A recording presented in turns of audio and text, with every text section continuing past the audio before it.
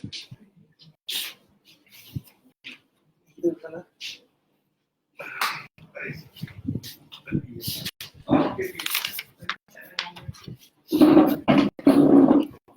Abang saya. Nama bagus. Ayo.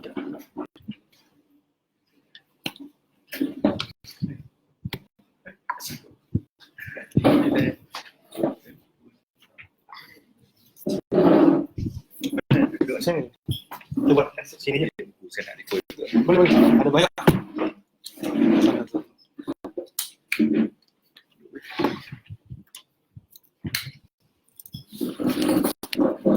Saya sampaikan Allah Tuhan. Okay, Assalamualaikum, selamat petang teman-teman, kawan-kawan sekalian. So, pertamanya minta maaf lah sebab kita start agak lambat. Jauh lebih lambat sebenarnya dari apa yang kita rancang. Tapi tak apalah sebab ada faktor jam dan juga ada yang semayang dan sebagainya. Dan kebiasaannya mimbar gerak budaya ni memang format dia sebelum ni lah mungkin bersifat kuliah umum, tapi dapat berbincangan dengan Pak Chong kata kita kena buat diskusi yang lebih kecil supaya fokus. So kita nak cuba wujudkan suasana diskusi itu dan kita adakan di sinilah. Dah banyak kita dah buat sebelum ni. Sebelum ni ialah mari cerita pasal buku State Egoism. Sebelumnya saya sendiri yang membincangkan soal Asian Liberalism. Hari ini Pak Raja lah yang akan membincangkan. So sebelum tu sedikit sebanyak berkaitan dengan logistik lah. Kita ada sediakan teh panas. Kita nak diskusi ni kena ada teh panas. Sambil kita bincang, sambil kita melontarkan pandangan, melontarkan hujah, teh panas tak boleh tinggal lah. So nak mewujudkan suasana yang lebih seperti mesra diskusi. Dan format dia lebih tertumpu pada diskusi. Kita akan serahkan kepada Pak Raja untuk sampaikan sedikit banyak berkaitan dengan pandangan beliau terhadap ini. Kemudian kita buka ruang untuk berdiskusi, sebarang soalan, pertanyaan. Santai lah, kita bukan ada format klinik sebenarnya. So kalau ada soalan, okey, tanpa buang masa, saya serahkan pada dia lah.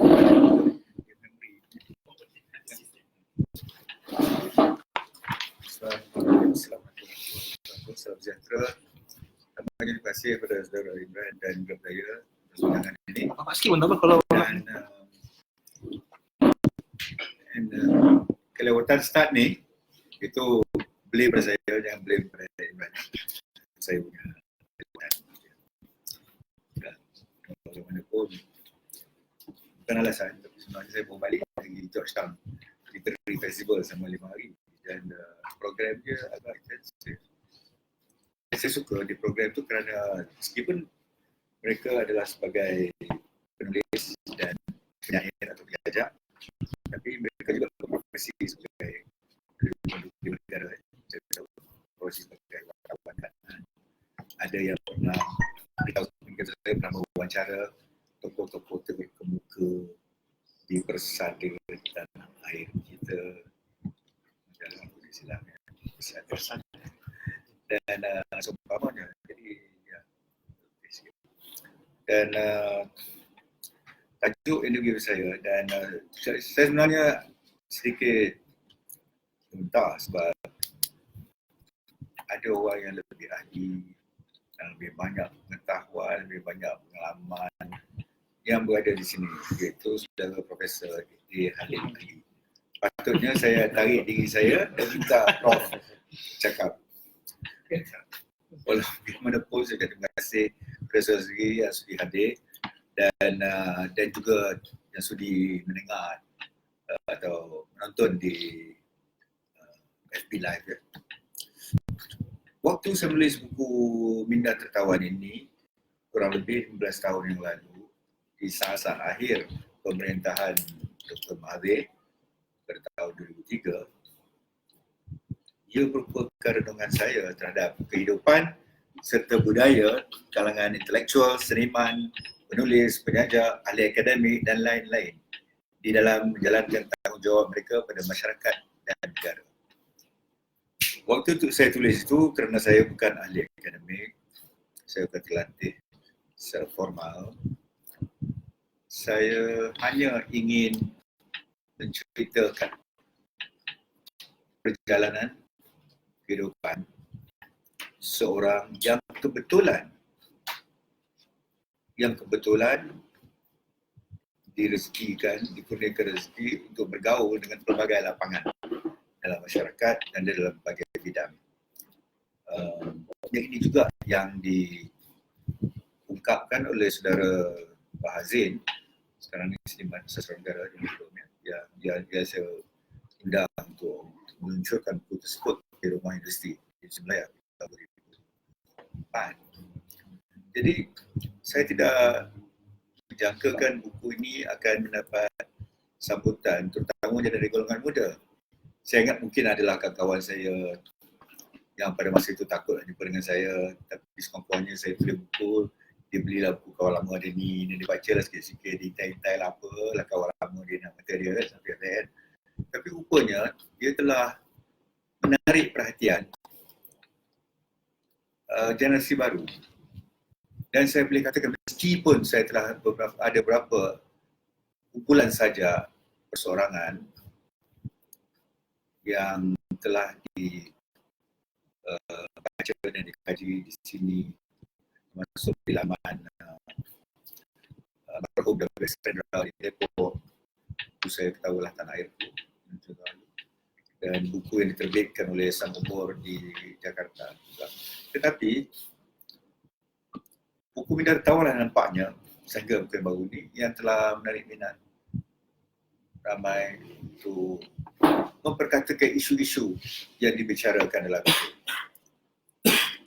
Dan saya bertanya, kenapakah ini jadi begitu? Saya melihat bahawa secara khususnya buku mengenai intelektual, ada seorang kawan, waktu itu saya memang tak reti sangat mengguna internet ni. Kata bukunya zaman mula tua. Saya tahu orang yang involved dalam gerakan pembaruan pada masa itu sudah menggunakan media sosial kan, boleh gelar waktu ini, boleh gelar waktu ini. Sekarang ni, of course sekarang ni dia pula kaji lah kan, orang yang dia gelar gini sekarang dah dia gelar gitu pula kan, orang dia itu gelar gini dan sebagainya. Tapi itu politik lah kan, selesa berubah.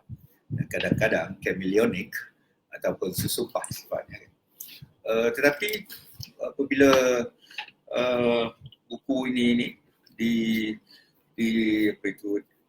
dibaca dan dikritik dan ditelaah, saya cukup gembira kerana yang membacanya ternyata bukan hanya dari suatu kumpulan etnik yang tertentu.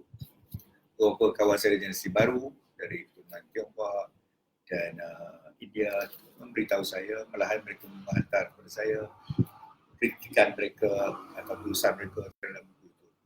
Jadi saya tahu buku ini dibaca. Dan juga antara lain itulah sebab saya menulis di dalam bahasa Melayu. Di samping kalau dalam bidang kreatif, persajakan atau puisian, saya rasa saya lebih comfortable dengan Melayu kerana kekayaan pada pandangan saya, kekayaan bahasa, nuansa dan segala macam. Tapi untuk yang karya bersifat non-fiction atau wacana, saya rasa dia akan sampai kepada golongan. Kerana saya sering ditanya soalan ini, di Pulau Pinang tu juga saya ditanya. Dan waktu buku ni mula dikeluarkan, saya ditanya oleh kawan saya. Saya kata, when are you going to have the book translated to English? You know, I don't read Malay. Yang bertanya tu kan kawan saya, orang Melayu. So, saya tahu, because ini adalah dikotomi pembacaan di negara kita, ya. Golongan kota, golongan affluent, golongan dari kelas tertentu, opinion leaders, pemimpin-pemimpin juga lebih selesa dengan bahasa Inggeris. Tapi saya tahu capaian pembacaan, terutama di kalangan generasi baru, barangkali berumur 40 tahun ke bawah adalah dalam bahasa Melayu. Sebab itu saya secara sedar menulis dalam bahasa Melayu karya-karya fiction saya juga. Cuma akhir-akhir ni saya rasa kadang-kadang perlu nak lihat semula juga. Sebab ada di kalangan yang berbahasa Inggeris ni, kadang-kadang dia tak apalah, saya dikenali kan selalu cakap dia tak betul kan. Nampak macam pengap sikit. Dia nampak macam perlu pencerahan sikit kan. Despite mendakwa diri mereka tercerah dan enlightened dan segala macam, tapi kadang-kadang ada juga sisi-sisi yang harus dicerahkan. Kadang-kadang pun saya pergi balik kepada diskusi ini, itu yang benar. Ada saya katakan tadi bahawa menggalas bebannya bagi golongan seniman, budayawan, penyair, akademik, intelektual, menggalas beban tanggungjawab dalam masyarakat negara. Dan memang benar ada skeptisism sesetengah kalangan. Misalnya dalam tahun 70-an dulu, skeptisisme bahawa golongan, malah sampai sekarang juga, bahawa golongan intelektual tidak pernah akan melakukan perubahan, tidak pernah akan berupaya untuk memimpin perubahan kerana kerana stigmatisasi seseorang intelektual itu. Tapi saya pada masa itu pun saya tidak setuju. Sebagai seorang pelajar, saya tidak setuju. Dan malahan seorang pembidato terkenal pada tahun-tahun 70-an pernah sering menyifat dirinya sebagai seorang intelektual kampung apabila berada di kampus-kampus universiti. Apabila dalam barisan panel itu berkali ada ahli-ahli akademik, ahli-ahli yang mungkin ingat terlatih. Tetapi sehinggalah menimbulkan bantahan dari ahli-ahli akademik yang berbobot pada waktu itu. Saya bukan nak cakap soal ahli-ahli akademik yang kemudiannya sering disebut sebagai Profesor Sayur ataupun apa nama dia. Itu masalah jadi orang tua ni tau, dia selalu berhati-hati. Saya tahu orang muda selalu tanya kenapa Pak Hajar ni nampak macam dia lah dah tua macam mana kan. Tapi dan worst case scenario was bila wujudnya dulu tak ada kan Majlis Profesor Negara. Dan kawan rapat saya, malahan waktu dia jadi VC di sebuah universiti sama, dia undang saya, dan waktu saya dan cikgu saya, juga cikgu dia, duduk di rumah dia. Prof. Halim berada waktu itu di Sabah. Jadi dia kata, kawan saya ni, mesti ni, kawan saya. Tapi I just don't understand, dia kata. Macam mana boleh jadi macam itu kan. Jadi maknanya menyeluruh kritikan masyarakat. Dan by the way, kritikan, saya rasa, I don't know, but saya rasa saya cuba dalam menyatakan bahawa kritikan bukan kerana kita benci kepada orang, kerana kita kasih. Kritikan itu landas saya adalah kasih. Dan saya sendiri cuba sedaya upaya untuk membezakan hubungan peribadi dan kritikan terhadap perlakuan seseorang, figure, di dalam ruang awam. Dia mungkin seorang yang sampai sekarang pun saya boleh gambar dan masuk dalam Instagram dan Facebook saya. Tapi mungkin juga dia seorang yang saya kritik dalam tulisan saya atau saya sindir dalam masukan saya. Sebab kadang-kadang ada orang tanya kenapa Pak Hajar. Atau kalau orang yang lebih umur kata, kami ingat you sebelah kami.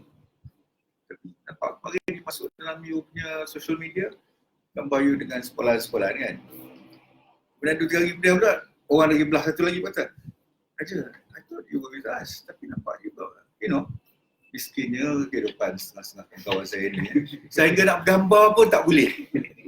Belum lagi nak share char kway teow ke atau teh tarik.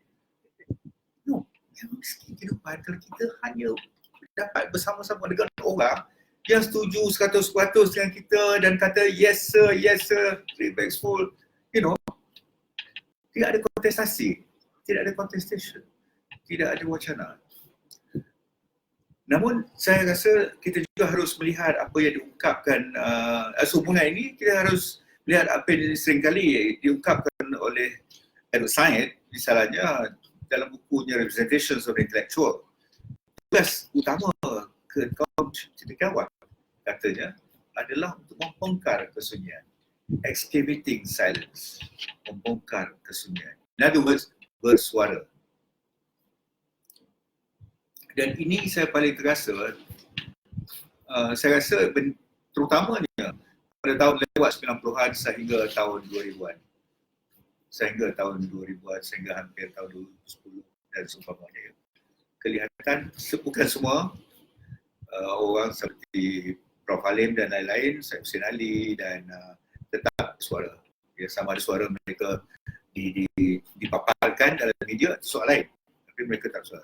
Tapi saya juga tahu, ramai kawan-kawan saya yang diam. Sebab itu waktu buku ini dilancarkan oleh saudara Chong dan Gerak Budaya di Rumah Universiti, ya kan? Rumah Universiti kan? Universiti Melaya, tahun tahun berapa? Tahun 2011 ya?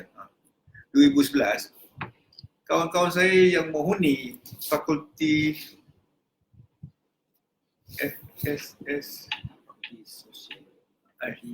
FSSK ke FSSS ke? FSSS kan? Fakulti Sastra dan Sosial. Beberapa kawan saya yang merupakan ahli akademik di situ, apa saya boleh cakap, ada orang tahu saya cakap benda ni selalu, orang kata kan, dan tetap ambil saya, tak hadir pun. Orang yang saya belum kenal pada masa itu, saya kenal dia dan penulisan dia kan saya baca, tapi secara fizikal saya mula kenal dia, itu Prof. Halim Ali, sanggup datang. Meskipun sudah, saya kira dah hampir bersara atau sudah bersara waktu itu, dari UKM. Dan beberapa orang kawan-kawan, sebenarnya masa itu saya tak kenal mereka lagi ahli UKM yang datang. Yang dari Universiti Melaya yang buat di tempat dia, yang saya sendiri hantar buat masa itu ada WhatsApp dia, SMS ke apa, pun tak datang, tak jawab. So, of course, dengan adanya iklim baru, sebahagian daripada kawan saya pada waktu itu yang sama ada diam 50% atau diam 120%, sekarang ini sudah dipilih untuk mengatai dan mengepalai lembaga-lembaga, institusi-institusi dan think tank oleh pemerintah dalam iklim baru negara kita ini. Yang kadang-kadang disebut oleh orang sebagai Malaysia baru. Saya lebih suka menggunakan istilah iklim baru. Iklim baru kerana memang benar bahawa sejak 9 Mei kita mempunyai ramai orang yang lebih berani untuk bersuara secara terbuka. Itu suatu fakta yang tidak boleh dipungkiri, tidak boleh dinafikan. Jadi itu kita harus mengakui. Jadi iklim baru itu amat bermanfaat bagi negara ini. We can only change, we can only reform kalau ada kesediaan untuk bersuara, mengkritik dan beri masukan. Tadi saya katakan ketika buku ini ditulis, negara sedang melalui satu zaman di mana budaya rasa takut atau culture of fear menyelubungi, mencekam sebilangan besar para penulis kita. Kecuali mereka yang sudah memilih untuk memihak kepada oposisi ya. Tapi kalau yang agak independen, misalnya culture of fear itu memang wujud. Termasuk di kalangan intelektual. Saya dah bagi contoh tadi, kawan-kawan yang berada di Fakulti Sastra dan Sosial di UM. Dalam hal ini juga saya barangkali ingin menyebut bahawa dalam situasi yang mencekam seperti itu, sebahagian besar dari masyarakat memilih untuk diam atau sama ada memejam mata atau diam terhadap ketidakadilan, malahan kekejaman yang berlaku. Dan ini saya petik juga daripada pengalaman novelis dan penulis Milan Kundera dari Czechoslovakia. Dalam buku Mindartawan itu saya kutip. Milan Kundera saya baca tahun 80-an dulu, zaman student saya, di mana dia mengatakan di dalam zaman yang mencekam dalam negara, keadaan represi, penindasan, mengikut tafsiran dia dengan kawan dia, sebenarnya ini berlaku di negara-negara sama ada dia diperintah oleh golongan konservatif kanan ataupun golongan kiri. Mereka yang menentang, kalau dalam konteks Czechoslovakia, dikenali sebagai dissidents. Kundera dan Václav Havel, intelektual dan penulis esei cukup bagus. Salah satu esei yang paling saya suka dari Václav Havel bertajuk The Power of the Powerless. Dalam buku dia, The Power of the Powerless. Jadi suara orang yang kalau terjemah mungkin suara orang kecil atau suara orang yang anggap tidak berguna, suara yang tidak bersuara kan.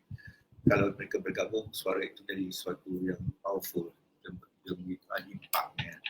Jadi katalah kerana begitu, ini dalam konteks negara dia kan, hampir 95% daripada penduduknya akan mendukung pemerintahan yang sedia ada. Meskipun dalam hatinya mereka tidak suka ataupun menentang pemerintahan itu, tapi mendukung kerana pelbagai faktor lah. Jadi kalau ada pemilihan misalnya mereka akan mengundi kepada puak itu. 50% akan menentang atau akan melawan repression itu. Dan mereka akan dikenali sebagai dissident seperti Havel, seperti Kundera dan lain-lain lagi lah. Dan apabila perubahan berlaku, sebahagian dari kalangan 90% ini akan cepat mengidentifikasikan diri mereka dengan pentadbiran baru atau dengan pemerintah yang baru. Dan mereka juga, malah ada antara mereka yang akan menjadi ujung tombak untuk kerajaan baru. Menjadi vanguard ataupun spearhead itu untuk kerajaan baru. Yang sedihnya, ada di antara mereka bersifat demikian ni, adalah yang berdakwa bahawa perjuangan mereka berlandaskan kepada nilai moral ataupun agamawi. Itu bagi saya, bila saya melihat keadaan sebelah aku, saya masa sedikit sedih lah pasal you mengatasnamakan perjuangan you atas nilai yang lebih sakral sifatnya, tapi dalam praktiknya rupanya it's at the end of the day, dia masih faktor mamon atau faktor faktor ekonomi yang lebih memancing sikap mereka. Dan lebih daripada hanya dari itu, mereka ini juga yang dulunya majoriti mendukung, mereka ini juga akan berusaha sedaya upaya untuk menggelapkan peranan yang dimainkan oleh 5% ini. Dan jadi seolah-olah yang 5% ini tak pernah buat apa, mereka biasanya boleh berjaya kerana sebahagian daripada yang tergolong 5% ini, sebahagian dari mereka adalah orang-orang yang lebih atau merasakan dirinya lebih jujur dan lebih ikhlas dalam perjuangan atau dalam sumbangannya. Jadi yang tadi itu mereka akan sentiasa berjaya. Dan kalau kita kaji ini dari zaman moden pun, di Perancis 1789, di Moskwa atau Moskow 1917, di Tehran 1979, sebelum itu di Indonesia tahun 65 dan kemudian Indonesia tahun 1998. Kita boleh melihat pattern-pattern ini. Misalnya sebagai contoh di Tehran misalnya, ada seseorang yang dikenali sebagai tokoh yang tidak begitu aktif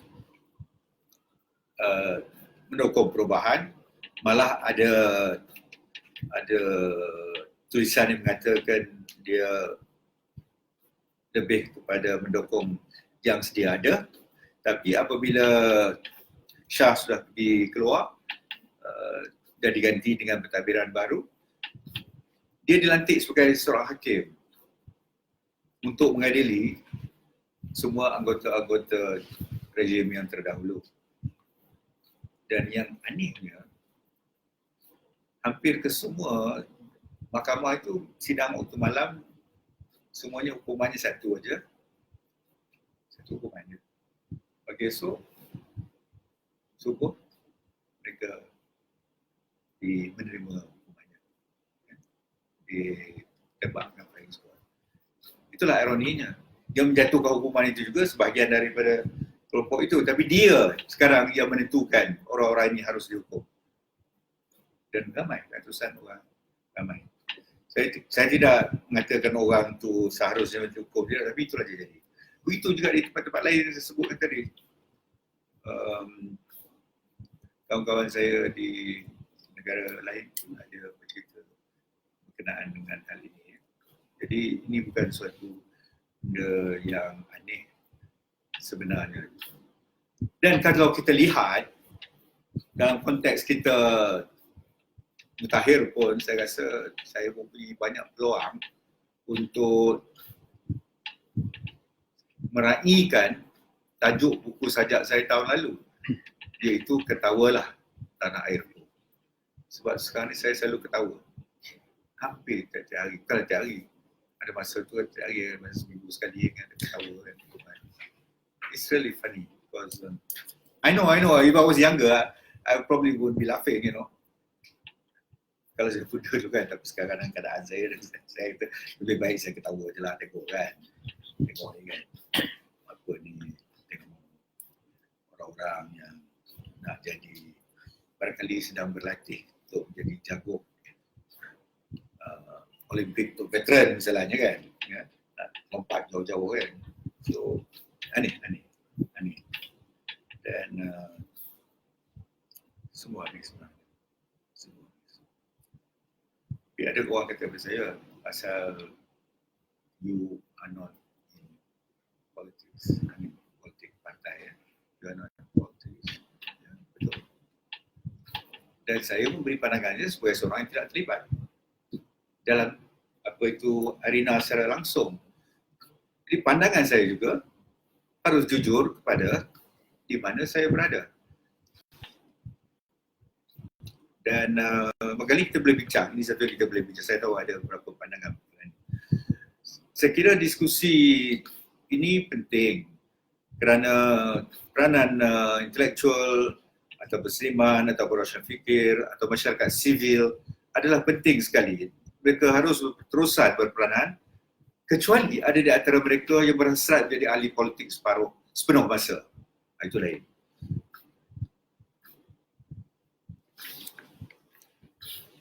Apa relevansi buku Minda Tawan pada masa kini?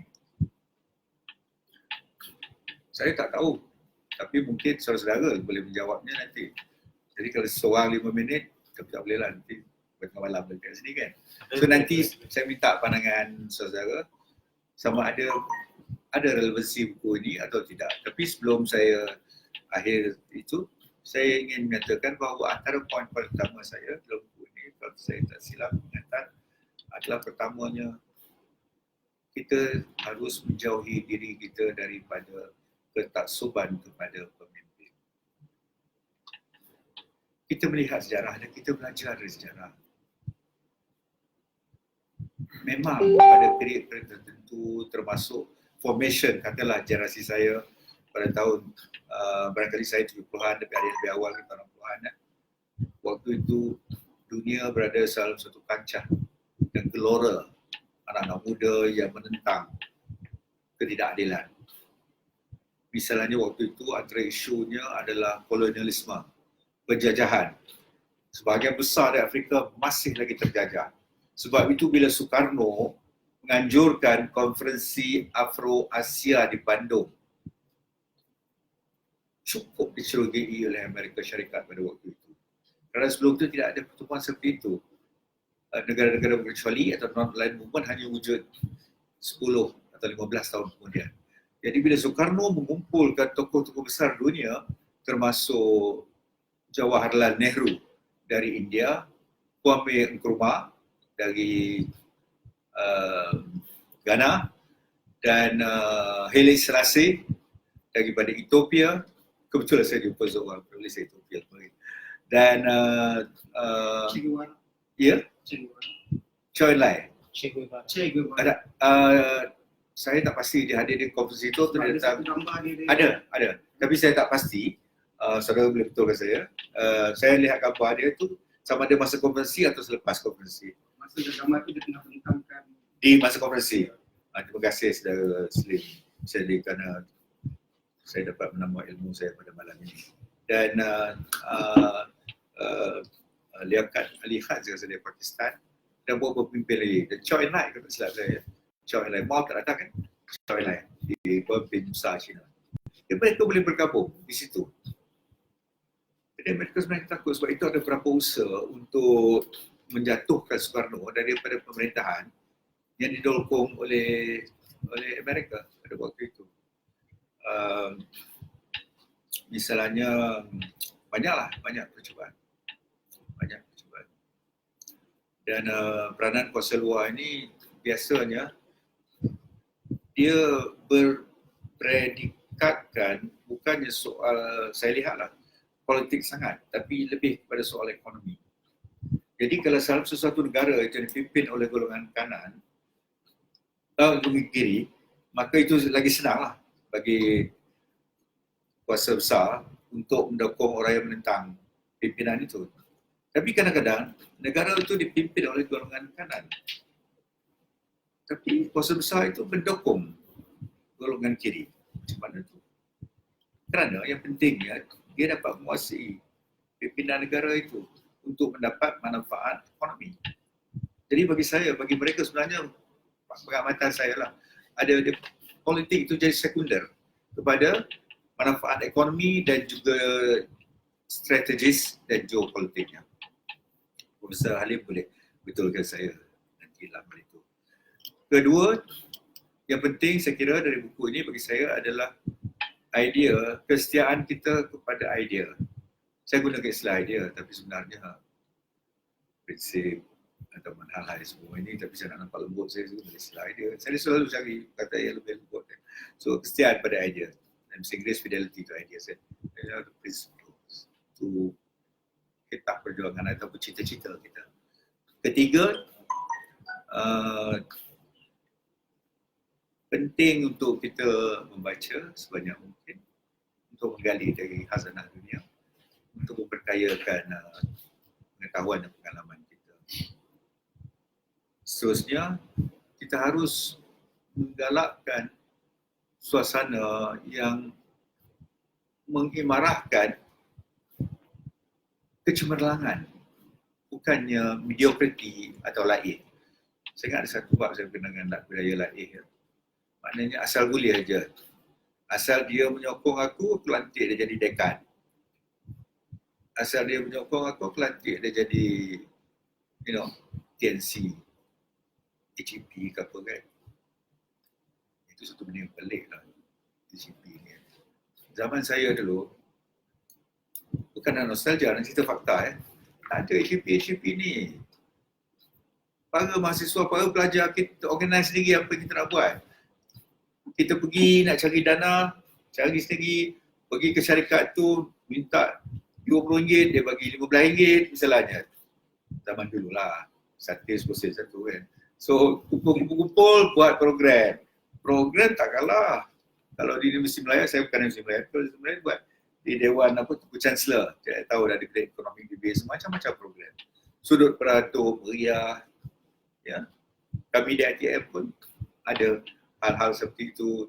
Jadi, itu pasti elections kita sendiri yang kendalikan. Tak ada Saya masih ingat yang membuat poster untuk saya dulu, sekarang ni dia Suruhjaya PAS Sabah. sama TV saya, dia pimpinan sebelum zaman saya. So, ini kan. So, sama student. Tak adalah nak siapa-siapa nak cetakkan poster ke apa ke.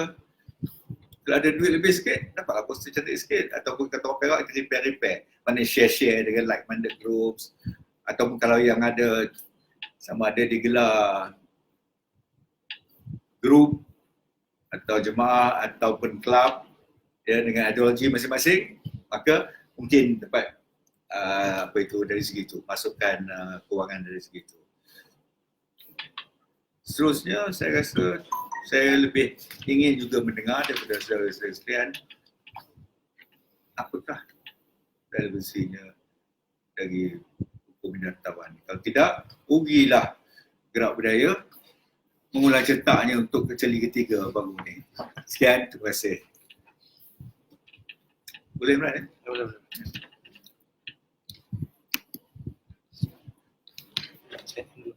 Okay, terima kasih